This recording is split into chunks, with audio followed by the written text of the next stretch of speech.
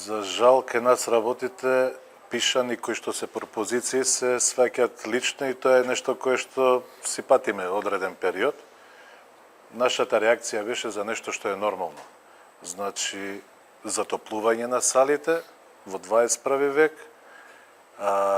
поставување на техничките направи кои што се 24 секунди, кои што по позиции се на табла, а не се на столче доле или на зидот 10 метри позади кошот, заштита кое што е на таблите, кое што може да влие на повреда на играчите и она кое што не се реализираше, значи во целост е соблекувалните да имаат едни нормални услови да се пресоблечат играчите. Ние не збориме за нешто кое што е, не знам, вау, кое што е, бараме не знам какви.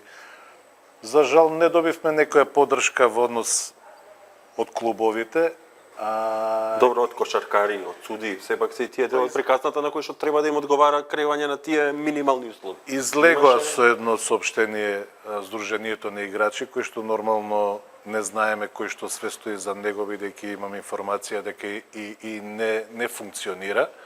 Она кој што го очекував од сите вклучени кои што се во овој спорт, без разлика дали се кај нас активни во моментот како играчи, како тренери, туку и сите оние кои што поминали низ овој процес кој што е македонска кошарка и кои што се трансирале практично надворот од државата.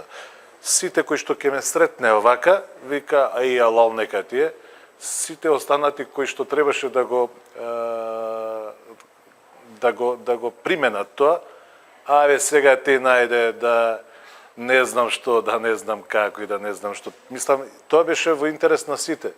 Еден играч во клубовите да ти се повреди под тие услови, значи кошта многу повеќе од сето она кое што е загревање за сезоната и техничките работи да се средат.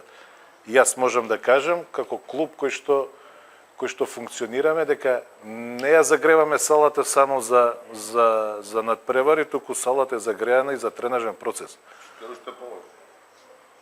И тоа е она кое што ние можеме како клуб да ангажираме уште еден играч за тие пари кои што ги даваме во клубот.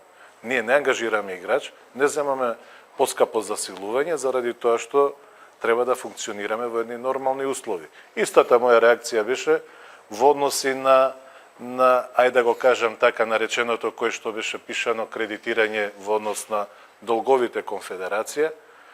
Јас немам тука ништо лично против некој клуб, ама ако треба да се функционира по пропозиции, зошто третманот да биде различен? Сите ние имаме потреби од 100 евра. Абе овие имаат пари. Не значи дека ако имаш пари, ако даваш редовно плата и ако обезбедиш услови, дека имаш пари повеќе од оној кој што прави резултат, а е должен до гуша.